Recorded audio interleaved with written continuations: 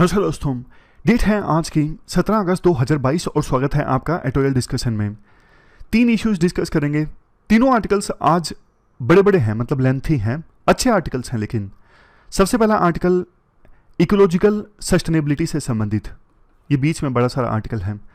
दूसरा article ethanol blending से संबंधित, ये तो बहुत ही बड़ा है। इसमें कुछ और आइटम्स भी ऐड करेंगे, इसमें बेसिक्स नहीं है, इथेनॉल होता क्या है वो सब बेसिक्स भी हम ऐड करेंगे। और तीसरे नंबर पे साइंस, टेक्नोलॉजी एंड इनोवेशन। तो तीनों डिटेल से डिस्कस करेंगे। और डिस्कशन स्टार्ट करें उससे पहले एक अच्छी खबर, गौरव अरोड़ा जो अपनी कम्युनिटी के मेंबर हैं, इन्होंने ईपीएफओ का एग्जाम क्लियर किया, इनकी 62 रैंक आई है। तो Gaurav Arora, many many many congratulations to you. आप यूपीएससी की तैयारी भी करते रहिए, मतलब सिविल सर्विसेज की, और होपफुली आपका इस बार सिविल सर्विसेज में भी अच्छा रैंक आएगा। तो अब चलिए डिस्कशन स्टार्ट करते हैं। फर्स्ट इंपॉर्टेंट आर्टिकल इकोलॉजी से संबंधित है। आप जीएस पेपर 3 के इस टॉपिक से आर्टिकल को रिलेट कर सकते हो। देखो, ये आर्टिकल लिखा गया है आशीष कोठारी के द्वारा। शुरुआत में इंट्रोडक्शन में वो बोलते हैं, जब 1970s में और अर्ली 1980s में हम बड़े हो रहे थे ना, तो उस समय हमने काफ़ी सारे मूवमेंट्स को देखा, जैसे Chipko movement, Silent Valley movement, Narmada बचाओ आंदोलन और कोयल कारो। जल्दी से मैं आपको एक एक दो लाइन बताऊं इन मूवमेंट्स के बारे में। चिपको मूवमेंट कहां पे हुई? उत्तराखंड में। चिपको मतलब पेड़ के चिपक जाओ ताकि जो कॉन्ट्रैक्टर है वो पेड़ को काट ना सके। तो उत्तराखंड में ये मूवमेंट देखने को मिली थी 1973 में। और साइलेंट वैली मूवमेंट कहां पे देखने को मिली? केरला के पलक्कड़ डिस्ट्रिक्ट में। ये स्टेट के अगेंस्ट मूवमेंट थी। वहां पे स्टेट एक बहुत बड़ा हाइड्रो इलेक्ट्रिक प्रोजेक्ट स्टैब्लिश कर रहा था। और साइलेंट वैली में जो ट्रॉपिकल फॉरेस्ट है ना, एवरग्रीन ट्रॉपिकल फॉरेस्ट, उनको डूबने से बचाने के लिए ये मूवमेंट थी, साइलेंट वैली मूवमेंट, केरला के पलक्कड़ डिस्ट्रिक्ट में। और कोयल कारो डैम बनाया जा रहा था झारखंड में, रांची डिस्ट्रिक्ट के पास। तो वहां पर कोयल और कारो नदी के ऊपर ये डैम बनाया जा रहा था। इसके अगेंस्ट लोगों ने विरोध किया क्योंकि बहुत सारा एरिया सबमर्ज हो रहा था इस डैम के कारण। इस मूवमेंट को कहा जाता है कोयल कारो मूवमेंट। और नर्मदा तो आपको पता ही है, गुजरात में चली, नर्मदा को बचाने के लिए। नर्मदा के ऊपर भी डैम इस्टेब्लिश किया जा रहा था। तो राइटर कहते हैं, मेरे बचपन में ना मैंने बहुत सारी मूवमेंट्स को देखा। सरकार काफ़ी सारे कानून लेके आई थी। याद कीजिए 1972 में वाइल्ड लाइफ कंजर्वेशन एक्ट आया, पोल्यूशन एक्ट आया 1970s में ही, और 86 में इन्वायरमेंटल प्रोटेक्शन एक्ट आया। तो काफ़ी सारे एक्ट्स आए, ये मूवमेंट चल रही थी। तो मुझे लगा था कि देश अब धीरे धीरे अवेयर हो रहा है, डेवलपमेंट और इकोलॉजी के बीच में देश बैलेंस इस्टेब्लिश कर लेगा। लेकिन देखो, उस बात को काफी समय बीत चुका है। आज आजादी को मिले 75 ईयर्स पूरे हो चुके हैं। तो आज अगर हम देखते हैं ना, तो बल्कि जो सिचुएशन है ना एनवायरमेंट को लेके, वो 1970s और 1980s से भी ज्यादा खराब हो गई है। जैसे एग्जाम्पल देते हुए राइटर कहते हैं, 480 मिलियन इंडियंस आज के समय में ऐसे हैं जो वर्ल्ड की मोस्ट एक्सट्रीम एयर पोल्यूशन को फेस कर रहे हैं।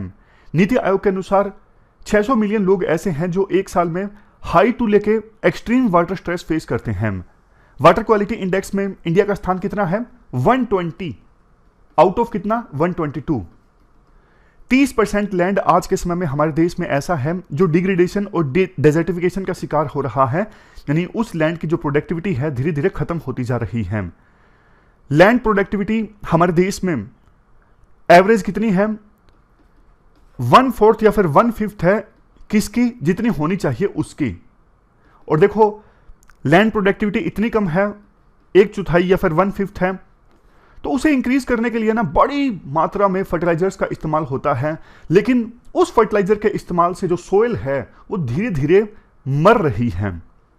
वैसे देखो, सोइल को सेव करने के लिए काफी फेमस जो सदगुरु है ना, उन्होंने एक मूवमेंट भी चलाई हुई है, सेव सोइल मूवमेंट। पेस्टिसाइड्स की अगर बात करें फूड आइटम्स में, देखो ज्यादातर सिटीज में ना फूड आइटम्स में पेस्टिसाइड की जो मात्रा है ना, वो ह्यूमन सेफ्टी लेवल से काफी ज्यादा है। वर्ल्ड बैंक ने 2013 में यह कहा था, इंडिया अनसस्टेनेबल डेवलपमेंट के रास्ते पर चल रहा है और इन्वायरमेंट को नुकसान पहुंचाने की वजह से हर साल इंडिया की जीडीपी को 5.7% नुकसान होता है। येल और कोलंबिया यूनिवर्सिटी के द्वारा हर साल जो रिपोर्ट रिलीज की जाती है, इन्वायरमेंटल परफॉर्मेंस इंडेक्स, इसमें इंडिया का स्थान कितना है? गैस कीजिए कितना? 180 आउट ऑफ 180, मतलब सबसे लास्ट वाला स्थान इंडिया का ही है एनवायरमेंटल परफॉर्मेंस इंडेक्स के मामले में। हालांकि देखो, हमने आर्टिकल्स भी डिस्कस किए थे जिसमें राइटर्स कहते हैं ये जो इंडेक्स जिस बेस पे पब्लिश किया जाता है ना, उस बेस में काफ़ी कमियां हैं, मतलब जिन इंडिकेटर्स को ध्यान में रखा जाता है वो बायस्ड हैं, इस वजह से इंडिया का स्थान इतने पीछे है। खैर, राइटर बोलते हैं ना सिर्फ इंडिया का बल्कि दूसरे देशों का ना ऑब्सेशन इकोनॉमिक ग्रोथ के साथ ज़्यादा है। इकोनॉमिक ग्रोथ रेट 7% रही, 8% रही, 9% रही, जबकि देखो अब ये एविडेंस इस चीज़ के मौजूद हैं कि ह्यूमन वेलबींग की मेजरमेंट के लिए ना जीडीपी एक सही इंडिकेटर नहीं है, क्योंकि ये ना इन्वायरमेंट को इग्नोर कर देता है और इन्वायरमेंट का इस्तेमाल किया जाता है एक्सप्लोइटेशन के लिए, डेवलपमेंट के लिए। वैसे सरकार बोलती है कि हम एसडीजी गोल्स को अचीव करने की दिशा में आगे बढ़ रहे हैं, लेकिन दूसरी तरफ सरकार की नीतियां इस प्रकार से हैं कि लैंड, वाटर, बायोडाइवर्सिटी, एयर, इन सब चीज़ों को इग्नोर किया जा रहा है। जब आप इन सब चीज़ों को इग्नोर कर देंगे तो एसडीजी गोल्स को अचीव कर पाएंगे? नहीं कर पाएंगे। गवर्नमेंट ने हाल ही में काफ़ी सारे इन्वायरमेंटल संबंधित लॉज में फेरबदल किया है, जैसे इन्वायरमेंट इंपैक्ट असेसमेंट में भी बदलाव लाने के लिए हाल ही में एक नोटिफिकेशन जारी की। कई मतलब ये है सरकार का फोकस इन्वायरमेंट को प्रिजर्व करने पे ज्यादा नहीं है, इंफ्रास्ट्रक्चर को बिल्ड करने पे है। एग्जांपल्स देख लीजिए, 2022-23 के बजट में हाईवेज के लिए सरकार ने जितना पैसा एलोकेट किया ना, वो 40 गुना ज्यादा है एज कंपेरिजन टू जितना सरकार ने ministry of environment, forest and climate change के लिए एलोकेट किया। अगर 1 रुपया इन्वायरमेंट मिनिस्ट्री के लिए एलोकेट किया तो 40 रुपए हाईवेज के लिए किए। राइटर कहते हैं देखो, हाईवेज अच्छे होंगे, आपने जर्नी तय कर भी ली तो जाओगे कहां? अगर एयर इतनी खराब होगी, पीने के लिए पानी उपलब्ध नहीं है, तो जाओगे कहां आप? जर्नी तय करके करोगे ही क्या, जब इन्वायरमेंट संबंधित इंडिकेटर्स इतने खराब रहेंगे। इसके बाद राइटर बोलते हैं हमने ना एक बुक लिखी थी, मतलब मैंने, आशीष कोठारी और असीम श्रीवास्तव ने मिलके, बुक का नाम था चर्निंग द अर्थ। इस बुक में राइटर्स ने यह लिखा था, जैसे ही देखो हमारे देश में एलपीजी रिफॉर्म्स आए हैं ना, तो उसके बाद बहुत सारी एमएनसीज यानी मल्टीनेशनल कॉर्पोरेशंस हमारे देश में आई हैं। ऑलमोस्ट हर एक सेक्टर में नेचुरल मटेरियल का एक्सपोर्ट बढ़ गया है, टॉक्सिक वेस्ट का इंपोर्ट ज़्यादा होने लगा है। इस वजह से, इन सब चीज़ों की वजह से जो इन्वायरमेंटल सस्टेनेबिलिटी है ना, उसको तो जैसी सरकार भूल सी गई है। इन्वायरमेंटल सस्टेनेबिलिटी का मतलब देखो ये है, इन्वायरमेंट को सस्टेन करना, इन्वायरमेंट के साथ को एग्जिस्ट करना। डेवलपमेंट आप लाना चाहते हो, सस्टेनेबल डेवलपमेंट में जो कंसेप्ट है ना, डेवलपमेंट आप लाना चाहते हो, इसमें दिक्कत नहीं है, लेकिन डेवलपमेंट ऐसी होनी चाहिए कि आने वाली जनरेशंस के लिए इन्वायरमेंट सस्टेन करे। अब तो देखो ओशियंस देख लीजिए, जहां पे इतने बड़े बड़े कॉमर्शियल प्रोजेक्ट्स चल रहे हैं, मछलियां इतने बड़े स्केल पे पकड़ी जा रही हैं कि उनकी ब्रीडिंग तक नहीं हो पाती, तो मछलियां खत्म हो जाती हैं पर्टिकुलर एरिया में। तो सरकार का फोकस हर जगह यही है, इंफ्रास्ट्रक्चर, इंफ्रास्ट्रक्चर, इंफ्रास्ट्रक्चर। पहले कम से कम national parks, wildlife sanctuaries, यहां पे तो प्रोजेक्ट्स नहीं इंप्लीमेंट किए जाते थे, लेकिन आज के समय में तो देखो इनको भी नहीं बख्शा जाता है, इनको भी नहीं छोड़ा जाता है। और देखो इन सब चीजों से वाइल्ड लाइफ, बायोडाइवर्सिटी, इनको तो नुकसान पहुंचता ही है, लेकिन इसके साथ साथ लोग भी कितना सफर करते हैं। जब कोई डेवलपमेंट प्रोजेक्ट चलता है, मान लीजिए डैम बनाया जा रहा है, उसकी वजह से आसपास का एरिया पानी में सबमर्ज हो जाएगा, तो लोगों को अपना घर बार छोड़ के दूसरी जगह जाना पड़ता है। और इन लोगों की जो डिस्प्लेसमेंट होती है ना, क्योंकि ये प्रोजेक्ट ज़्यादातर जंगलों में या फिर दूसरे एरियाज में चलते हैं, तो वहाँ पे आदिवासी और दलित ज़्यादा रहते हैं, तो ज़्यादातर इन्हीं लोगों का डिस्प्लेसमेंट होता है। जो हमारा आत्मनिर्भर भारत कैंपेन है, उसमें एक कंपोनेंट है कोल माइनिंग का सेंट्रल इंडिया में। इस प्रोजेक्ट की वजह से सेल्फ रिलायंट जो आदिवासी कम्युनिटीज़ है ना, वो रिप्लेस हो रही हैं। अब सरकार उनको दूसरी जगह रिहेबिलिटेट करेगी, तो वो सरकार के ऊपर पूरी तरह से डिपेंडेंट हो जाएंगे। अब इसके बाद राइटर बोलते हैं देखो क्लाइमेट क्राइसिस अभी रियलिटी है। इस बार देखो मार्च में ही कितनी ज़्यादा गर्मी थी और बारिश बहुत ही ज़्यादा इरेटिक आ रही है तो लगातार बहुत ज़्यादा एकदम से आ रही है, नहीं आ रही तो बहुत बहुत समय तक नहीं आ रही। राइटर बोलते हैं मैं लद्दाख गया, वहाँ पे मैंने देखा ग्लेशियर्स की रिसीडिंग की वजह से कुछ गांव वाले ना अपना घर बार छोड़ के जा रहे थे, क्योंकि ग्लेशियर्स की रिसीडिंग की वजह से पानी की शॉर्टेज हो गई वहाँ पर। लैंसेट की प्लेनेटरी हेल्थ जर्नल की रिपोर्ट ये कहती है हर साल इंडिया में 7,40,000 लोगों की डेथ हो जाती है एक्सट्रीम टेम्परेचर की वजह से। और देखो ये जो एक्सट्रीम टेम्परेचर है, क्लाइमेट चेंज है, इसका सबसे ज्यादा नेगेटिव इंपैक्ट पता है किस पर देखने को मिलता है? गरीब लोगों पर, मजदूरों पर, किसानों पर, दूसरे वल्नरेबल सेक्शंस पर, क्योंकि इनको तो बाहर निकलना ही पड़ता है काम करने के लिए। अब एक जो मजदूर है, डेली कमाता है, डेली खाता है, वो ये नहीं चीज कर सकता ना कि आज नहीं काम करूंगा धूप में, मुझे धूप लग रही है, क्योंकि उसको तो पता है कि आज नहीं कमाऊंगा तो शायद रात को खाना बनाने के लिए चूल्हा ना जले। तो इसलिए इन लोगों को काम करना ही पड़ेगा, चाहे कितनी भी गर्मी हो, कितनी भी सर्दी हो। तो इसीलिए इन लोगों पर सबसे ज्यादा नेगेटिव इंपैक्ट पड़ता है क्लाइमेट चेंज का। और सरकार कितनी सीरियस है वो आप आंकड़े से देख सकते हो। राइटर के अनुसार क्लाइमेट एक्शन प्लान के लिए सरकार ने कितना एलोकेट किया 2022-23 के बजट में? सिर्फ 30 करोड़। अब यहां पे देखो सबसे बड़ी दिक्कत पता क्या है?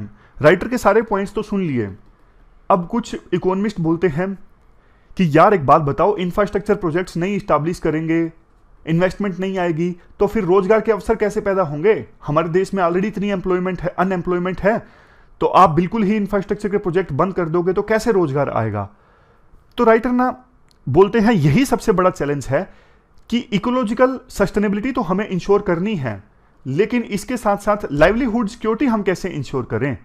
क्या दोनों चीजें एक साथ इंश्योर की जा सकती हैं? राइटर कहते हैं हां, की जा सकती हैं। एग्जाम्पल्स देते हैं काफी सारे। 5,000 Dalit women farmers Deccan Development Society से, इन्होंने कर दिखाया कैसे ऑर्गेनिक रेनफेड फार्मिंग की सहायता से और इसके साथ साथ ट्रेडिशनल सीड डाइवर्सिटी को अडॉप्ट करके फुल फूड सिक्योरिटी और सोवरेनिटी को अचीव किया जा सकता है। और काफी सारे एग्जाम्पल्स राइटर देते हैं, जैसे कच्छ गुजरात में देखो बहुत सारे जो हैंडलूम वेवर्स है ना, जो हथकरघे को इस्तेमाल करते हैं कपड़े को बुनने के लिए, उन्होंने ना ऑर्गेनिक काला कॉटन की सहायता से नए नए हैंडीक्राफ्ट डेवलप किए। काला कॉटन ना ये कच्छ में उगता है, ये रिलेटिवली प्योर कॉटन है, तो इसका इस्तेमाल करके उन्होंने बहुत सारे नए नए हैंडीक्राफ्ट डेवलप किए जिसकी मार्केट में वैल्यू काफी ज्यादा है। और इसमें उन्होंने ना कुछ ट्रेडिशनल और न्यू स्किल्स को भी मिक्स किया, तो ये अच्छी चीज है। इंडिया का जो हैंडीक्राफ्ट है ना, वो देखो बहुत लंबे समय से चला आ रहा है। अब इसमें सरकार थोड़े बहुत एलिमेंट्स डाल दे, जैसे नई स्किल्स प्रोवाइड कर दे, इसके साथ साथ कुछ दूसरे आइटम्स को प्रायोरिटी दे दे, जैसे footwear, cleaning agent, vessels, portray, furniture, architecture, construction, water related technologist, मतलब समझ गए, ट्रेडिशनल स्किल्स को मिक्स किया जाए न्यू स्किल्स के साथ में और प्रोडक्ट्स में डाइवर्सिटी लाया जाए।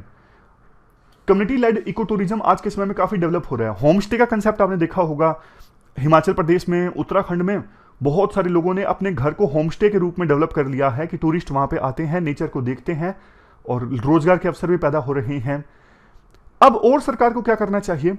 कम्युनिटी कंजर्व्ड एरियाज ने कर दिखाया है कि अगर देखो कम्युनिटी पार्टिसिपेट करती है ना इन्वायरमेंट को कंजर्व करने में, ज्यादा बेहतर ढंग से इन्वायरमेंट को कंजर्व किया जा सकता है as comparison to top down approach जो प्रोटेक्टेड एरियाज में देखने को मिलती है, जैसे नेशनल पार्क में, वाइल्ड लाइफ सेंचुरी में।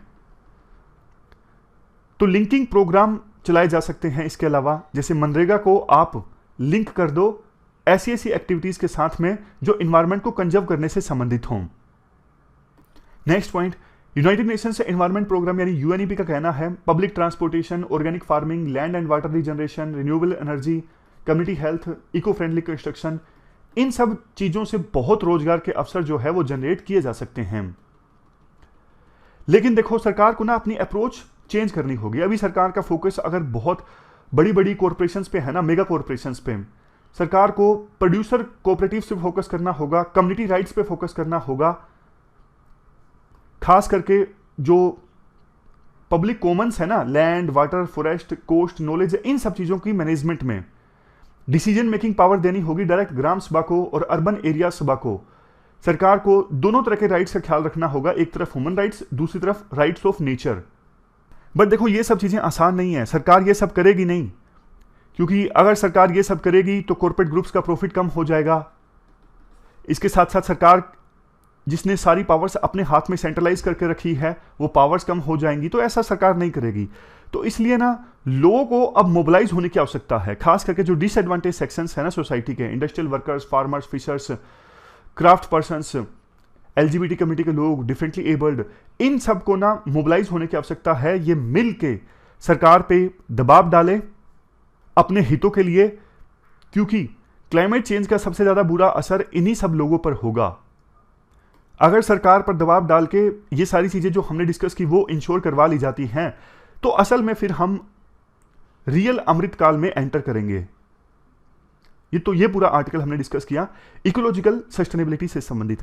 नेक्स्ट आर्टिकल अब देखो हमारा इथेनॉल ब्लेंडिंग से संबंधित है। आप जीएस पेपर 3 के इस टॉपिक से आर्टिकल को रिलेट कर सकते हैं। देखो सबसे पहले तो बेसिक्स की बात करते हैं। ये जानते हैं कि इथेनॉल होता क्या है, इथेनॉल के बेसिक्स जानते हैं। इथेनॉल जिसे ethyl alcohol, grain alcohol, drinking alcohol या फिर सिंपली एल्कोहल के नाम से जाना जाता है। ये एक ऐसा ऑर्गेनिक केमिकल कंपाउंड है जो वोलेटाइल है। देखो वोलेटाइल केमिकल कंपाउंड्स वो होते हैं जो रूम टेम्परेचर पर आसानी से इवापोरेट हो जाते हैं, यानी गैस की फॉर्म में एमिट हो जाते हैं। फ्लेमेबल है, मतलब आसानी से आग लग जाती है, कलरलेस है और थोड़ी सी गंध भी आती है, इथेनॉल से स्मेल आती है। कैसे प्रोड्यूस होता है? नेचुरली देखो fermentation of sugar bye east की सहायता से इथेनॉल को प्रोड्यूस किया जा सकता है।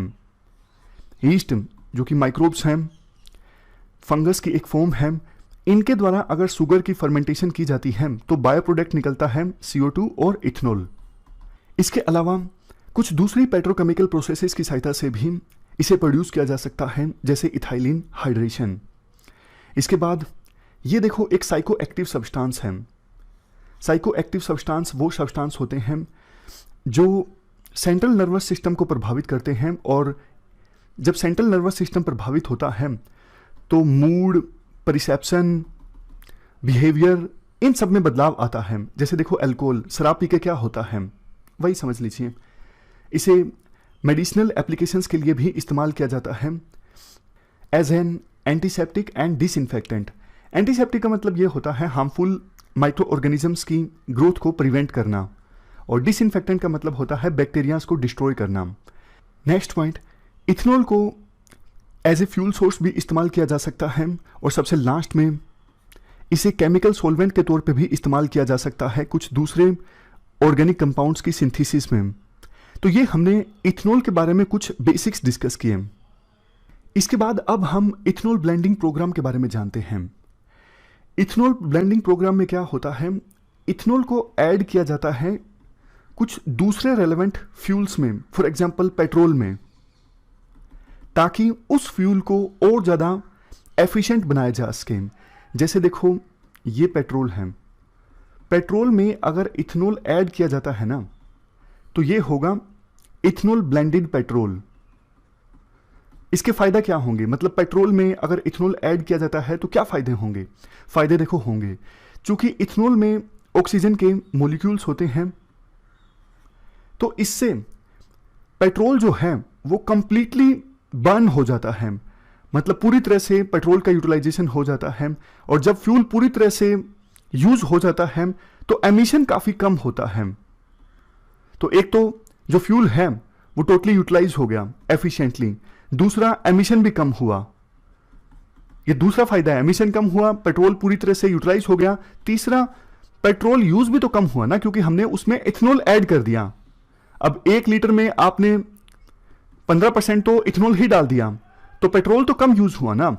और पेट्रोल, डीजल ये जिन क्रूड ऑयल से बनते हैं, और क्रूड ऑयल हमें दूसरे देशों से इंपोर्ट करना पड़ता है। हमारी जो डिपेंडेंसी है वो सॉरी दूसरे देशों पे है क्रूड ऑयल को इंपोर्ट करने के लिए, तो हमारी डिपेंडेंसी भी कम होती है इथेनॉल ब्लेंडिंग की सहायता से। ये एक बार आप प्रोसेस देख लीजिए पूरी। इथेनॉल प्राप्त होता है काफ़ी सारी क्रॉप से, जैसे शुगर केन या फिर दूसरे फूड ग्रेन से। इनकी फर्मेंटेशन होती है तो इथेनॉल प्लस में कार्बन डाइऑक्साइड बायो प्रोडक्ट मिलते हैं। प्यूरिफिकेशन के बाद प्योर इथेनॉल मिलता है, जिसका ब्लेंडिंग की जाती है दूसरे फ्यूल्स के साथ, फॉर एग्जांपल पेट्रोल। उसे ले जाया जाता है, ट्रांसपोर्ट किया जाता है पेट्रोल स्टेशंस पर, और पेट्रोल की जगह पेट्रोल स्टेशन पर मिलता है इथेनॉल ब्लेंडेड पेट्रोल, जो कि ज़्यादा एफिशिएंट है और कम एमिशन इससे होता है। तो प्रोसेस देख ली आपने पूरी। अब कंटेक्स्ट पे आते हैं। कंटेक्स्ट क्या है? देखो, इंडिपेंडेंस डे के मौके पर प्रधानमंत्री मोदी ने जो स्पीच दी ना, उस स्पीच में प्रधानमंत्री मोदी ने कहा, देखो 10% इथेनॉल ब्लेंडिंग का जो टारगेट है वो हम अब अचीव कर चुके हैं। यानी पेट्रोल में अब 10% इथेनॉल मिलाया जाता है और वो इथेनॉल प्राप्त होता है शुगर केन से। अब नीति आयोग का नया टारगेट ये है 2025 आते आते 20% इथेनॉल ब्लेंडिंग का टारगेट हमें अचीव करना है। राइटर कहते हैं अच्छी चीज है। देखो इसके फायदे तो काफी होंगे। इंडिया अब आपको पता है इतना ऑयल इंपोर्ट करता है। 2021-22 के आंकड़े के अनुसार इंडिया ने $55 बिलियन का ऑयल इंपोर्ट किया दूसरे देशों से। अगर 20% इथेनॉल ब्लेंडिंग का टारगेट हमने अचीव कर लिया तो $4 बिलियन तो हर साल हमारे इसी से बच जाएंगे। कम तेल हमें इंपोर्ट करना पड़ेगा दूसरे देशों से। फायदे और भी हैं। इथेनॉल ब्लेंडिंग से कम एमिशन होगा, इथेनॉल की डिमांड बढ़ेगी तो फार्मर्स की इनकम बूस्ट होगी, और सबसे बड़ा कम एमिशन होगा। ना सिर्फ देखो एक तरफ हम क्लाइमेट चेंज को एड्रेस करने की दिशा में आगे बढ़ेंगे, मतलब पेरिस क्लाइमेट चेंज एग्रीमेंट में जो हमारी कमिटमेंट है उसको पूरा करने की दिशा में आगे बढ़ेंगे, बल्कि पोल्यूशन भी तो कम होगा ना, हेल्थ आउटकम इंक्रीज होगी। तो ये सारे एडवांटेजेस हैं। अभी देखो जो टारगेट अचीव किया गया है ना 10% का, मेनली ये इथेनॉल तो शुगर केन से प्राप्त होता है।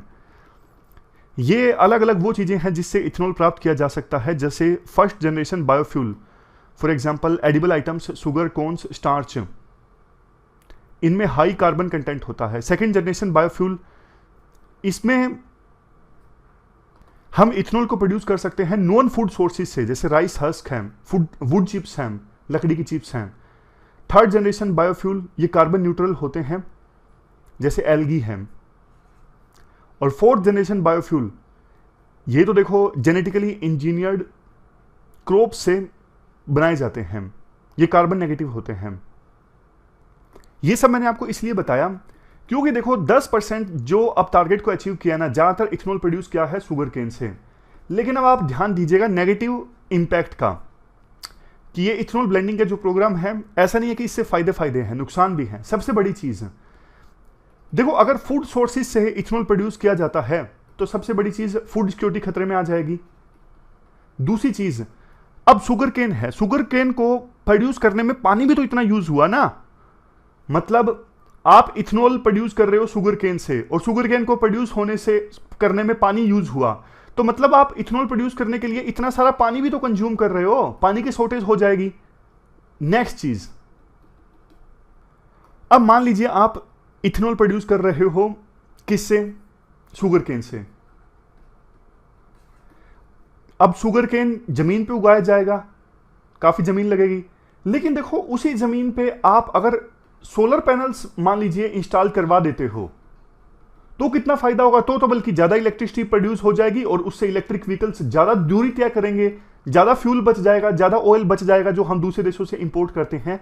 समझ गए ना? चॉइस देखिए, एक तरफ आपने मान लीजिए 10 हेक्टेयर भूमि पर शुगर केन उगाया इथेनॉल प्रोड्यूस करने के लिए जो पेट्रोल में मिलाया जा सके। दूसरी तरफ आपने क्या किया, 10 हेक्टेयर जमीन पे सोलर पैनल्स इंस्टॉल करवा दिए ताकि जिससे इलेक्ट्रिसिटी पैदा हो और उस इलेक्ट्रिसिटी से इलेक्ट्रिक व्हीकल्स चलें। तो दोनों में बेटर ऑप्शन इलेक्ट्रिक व्हीकल्स वाला है।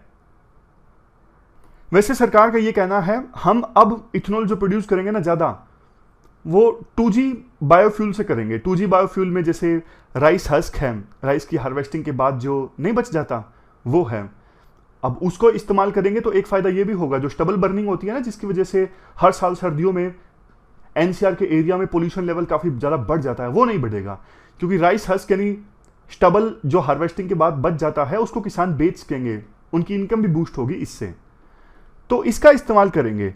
हाल ही में पिछले हफ्ते 2G इथेनॉल प्लांट भी इनाग्रेट किया गया, लेकिन राइटर कहते हैं वो इनफ नहीं है। अगर सरकार 2025 से पहले 20% इथेनॉल ब्लेंडिंग के टारगेट को अचीव करना चाहती है ना, तो उसके लिए ऐसी कई सारी रिफाइनरीज लगानी पड़ेंगी और सरकार का जो टारगेट है कि हम ऐसी 12 रिफाइनरीज लगाएंगे, तब भी इस 20% इथेनॉल ब्लेंडिंग के टारगेट को अचीव नहीं किया जा सकता। यहां पर देखो एक और दिक्कत भी है, जो ये 2G इथेनॉल प्रोजेक्ट है ना, ये ग्रीन हाउस गैसेस के एमिशन को तो कम करता है, लेकिन एक जो की पोल्यूटेंट है ना नाइट्रस ऑक्साइड, इसके एमिशन को रिड्यूस नहीं करता है। यह भी बड़ी दिक्कत है।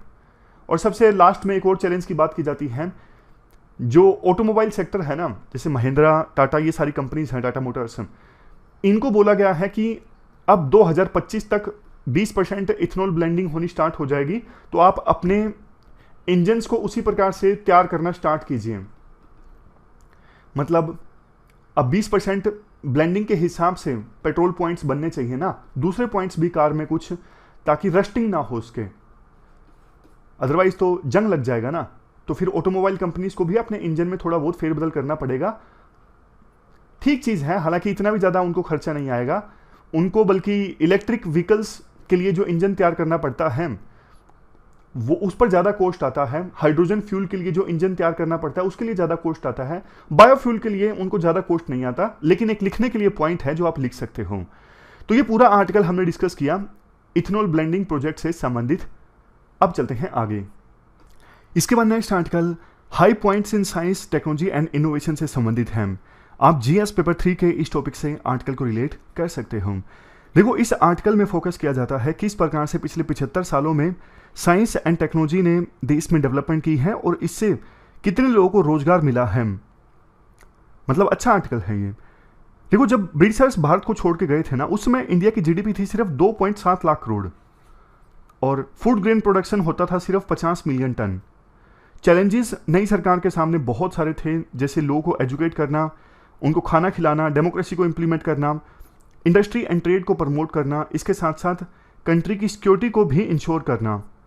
तो इस पूरे कंटेक्स्ट में ना साइंस को डेवलप करने की जो रिस्पॉन्सिबिलिटी है ना, वो किसके कंधों पर आ गई? Council of scientific and industrial research के ऊपर, CSIR के ऊपर, जिसको इस्टेब्लिश किया गया था 1942 में। इमीडिएट प्रायोरिटी CSIR की ये थी, देश में कई सारी लेबोरेटरीज को इस्टेब्लिश करना अपनी छतरी के नीचे, यानी अपनी गाइडेंस में, और ऐसी ऑर्गेनाइजेशंस को प्रमोट करना साइंस से संबंधित जो इंडिपेंडेंटली ऑपरेट कर सकें। CSIR ने शुरुआत में 5 अपनी ही लेबोरेटरीज इस्टेब्लिश की सरकार और इंडस्ट्री की सपोर्ट की सहायता से, और इन 5 लेबोरेटरीज के लिए इवन क्राउड सोर्सिंग से भी पैसा इकट्ठा किया गया। सिमिलरली देखो, कोलैबोरेशन इस्टेब्लिश किया CSIR ने किसके साथ में? सर दोराबजी टाटा ट्रस्ट और Government of Bombay, Government of India, इन सब के साथ मिल के CSIR ने Tata Institute of Fundamental Research start किया। इस इंस्टीट्यूट के लिए ना CSIR ने शुरुआत में काफी फाइनेंशियल सपोर्ट दिया था। और देखो फायदा कैसे हुआ, मतलब कैसे कैसे ये सारी जो लेबोरेटरीज इस्टेब्लिश की गई थी उससे कैसे देश को फायदा हुआ। सबसे पहला एग्जांपल आप देखिए, कैलेंडर सिस्टम ना हार्मोनाइज नहीं था शुरू में। कैलेंडर हार्मोनाइज नहीं था, इसका मतलब ये है, जैसे देखो तमिल कैलेंडर अलग था, तमिल कैलेंडर के हिसाब से नए साल की शुरुआत किसी और दिन होती थी। नॉर्थ इंडिया में कुछ अलग कैलेंडर फॉलो होता था। जो देश का ना एक कैलेंडर आया, पूरे देश का एक कैलेंडर, वो अलग है। कहीं आप सोचो कि 1 जनवरी से साल स्टार्ट होता है, वो तो ग्रिगोरियन सिस्टम है, ग्रिगोरियन कैलेंडर है। लेकिन जो देश का भी नेशनल कैलेंडर है ना, वो साका इरा के आधार पर है, जिसमें फर्स्ट मंथ जो है चैत्र है, इसको 1957 में अडॉप्ट किया गया था। और कैसे अडॉप्ट किया गया, इसके लिए देखो CSIR के द्वारा ना एक कमेटी इस्टेब्लिश की गई थी। कमेटी इस्टेब्लिश की गई थी मेघानंद साहा की अध्यक्षता में। कमेटी ने अपनी रिपोर्ट सौंपी जो CSIR के द्वारा पब्लिश की गई 1955 में, और इसके बाद 1957 में फिर इंडिया ने साका इरा के आधार पर नेशनल कैलेंडर अडॉप्ट किया। और एग्जाम्पल्स हैं अच्छे अच्छे, जैसे इलेक्शंस होने थे। अब इलेक्शंस में ना कोई पर्सन 2 बार वोट ना दे दे, कैसे इस चीज को इंश्योर किया जाए, तो इंक लगाना स्टार्ट हुआ। तो ऐसी इंक डेवलप की गई CSIR के द्वारा जो जल्दी से मिटती नहीं थी। इस इंक में सिल्वर नाइट्रेट होता था। अब इसी चीज को ना, अब इसी इंक को बाद में बहुत सारे देशों को एक्सपोर्ट किया गया, मतलब भेजा गया। तो काफी अच्छी अचीवमेंट थी ये CSIR की। मतलब इस आर्टिकल में ना बहुत सारी ऐसी ऐसी चीजें हैं जो आमतौर पर हम ग्रांटेड ले लेते हैं, लेकिन वो कैसे कैसे डेवलप हुई उनके बारे में थोड़ा थोड़ा हमें जानने को मिलेगा इस आर्टिकल में। अब देखो, उस समय जब देश आज़ाद हुआ था तो अनऑर्गेनाइज सेक्टर सबसे बड़ा था, आज भी सबसे बड़ा है, तो उस समय होना ही था। तो CSIR के ऊपर ये भी जिम्मेदारी थी कि कैसे ना कैसे करके कुछ ऐसी इंडस्ट्रीज को डेवलप किया जाए जिसमें ज़्यादा लोगों को रोजगार मिले, तो उन्होंने लेदर इंडस्ट्री को डेवलप करने में एक बड़ा रोल निभाया। यहाँ पे देखिए, अब बताया जाता है आज तो हमारे देश में बहुत अच्छी लेदर इंडस्ट्री डेवलप्ड है, लेकिन उस समय लेदर इंडस्ट्री में 25,000 से भी कम लोग काम करते थे। 1970s में गवर्नमेंट ने एक डिसीजन लिया, क्योंकि ना उस समय जो रॉ लेदर होता था वो हमारे देश से एक्सपोर्ट हो जाता था, लेदर वाले जो प्रोडक्ट्स हैं ना वो नहीं बनते थे हमारे देश में। तो 1970s में ना सरकार ने फैसला लिया, रॉ लेदर को आप अगर एक्सपोर्ट करोगे तो 25% एक्सपोर्ट ड्यूटी देनी पड़ेगी आपको। तो ये टर्निंग पॉइंट था। उसके बाद तो देखो CSIR central leather research institute establish हुआ 1948 में, मतलब पहले ही हो गया था, सरकार ने फैसला बाद में लिया था ये 1970s में एक्सपोर्ट ड्यूटी लगाने का। तो ये जो इंस्टीट्यूट था ना, इसने कई सारी टेक्नोलॉजीज को डेवलप किया फिनिश्ड लेदर प्रोडक्ट्स के लिए। जैसे देखो, first ever indigenous manufacturer of leather chemicals इन्होंने डेवलप किया, ताकि सेमी फिनिश्ड लेदर प्रोडक्ट से फिनिश्ड लेदर प्रोडक्ट्स की तरफ देश आगे बढ़ सके। इसके साथ साथ CSIR और CLRI, ये जो इंस्टीट्यूट था ना, इसने नेक्स्ट जनरेशन मैन पावर को डेवलप किया लेदर इंडस्ट्री में। As a result CSIR CLRI इस इंस्टीट्यूट में ज़्यादातर जो पर्सनल एम्प्लॉयड थे ना, वो 40% तो यहीं से ट्रेंड थे। इसके अलावा भी और बहुत सारे सेक्टर्स में अच्छी अच्छी टेक्नोलॉजीज को डेवलप किया गया CSIR के द्वारा। जैसे ग्रीन रेवोल्यूशन का एग्जाम्पल दिया जाता है। ग्रीन रेवोल्यूशन में आपको पता है इंसेक्टिसाइड्स की आवश्यकता होती है, जो वीड वगैरह जनरेट हो जाते हैं, कीड़े आ जाते हैं फसलों पर अटैक करते हैं, उनको मारने के लिए। तो CSIR ने इंसेक्टिसाइड्स को डेवलप किया। इसके अलावा फार्मास्यूटिकल इंडस्ट्री जो आज इंडिया में काफ़ी डेवलप्ड है ना, उसमें भी रोल प्ले किया गया था CSIR के द्वारा। उन्होंने ना anti-HIV ड्रग्स प्रोड्यूस किए। बाद में एक नींव पड़ गई थी हमारे देश में जेनरिक फार्मास्यूटिकल कंपनीज की ग्रोथ की। मतलब जब CSIR ने anti-HIV ड्रग्स को प्रोड्यूस किया, उसके बाद तो जेनरिक ड्रग्स को प्रोड्यूस करने के लिए बहुत सारी कंपनीज आ गई। इस anti-HIV ड्रग्स से ना एक एक्सेलेरेटर मिल गया था प्राइवेट जेनरिक कंपनीज को। और इंसेक्टिसाइड्स को प्रोड्यूस करने के लिए जो कंपनीज इस्टेब्लिश हुई वो इस प्रकार से हैं: हिंदुस्तान इंसेक्टिसाइड्स लिमिटेड और हिंदुस्तान ऑर्गेनिक केमिकल्स लिमिटेड। बाद में CSIR central mechanical engineering research institute के द्वारा स्वराज ट्रैक्टर को डेवलप किया गया और एक कंपनी बनी जिसका नाम था पंजाब ट्रैक्टर लिमिटेड 1970 में।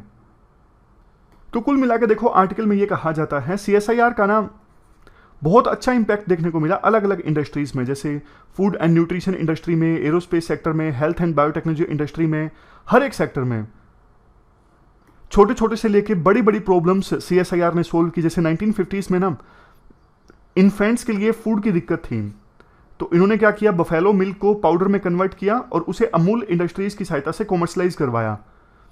तो इन्फेंट्स के लिए फूड की दिक्कत खत्म हो गई। आज भी CSIR देखो बहुत प्रॉब्लम्स को सोल्व कर रहा है। जैसे एरोमा मिशन है, एरोमा मिशन की सहायता से हजारों जो फार्मर्स हैं उनकी लाइफ्स ट्रांसफॉर्म हो रही है। एरोमा मिशन में ना जो एरोमेटिक प्लांट्स होते हैं, सुगंधित प्लांट्स होते हैं, उनकी कल्टीवेशन को प्रमोट किया जाता है। जैसे देखो, जम्मू एंड कश्मीर जो यूनियन टेरिटरी है, इसमें लेवेंडर की कल्टीवेशन से बहुत सारे किसानों को फायदा हुआ है और इसे पर्पल रेवोल्यूशन कहा गया है।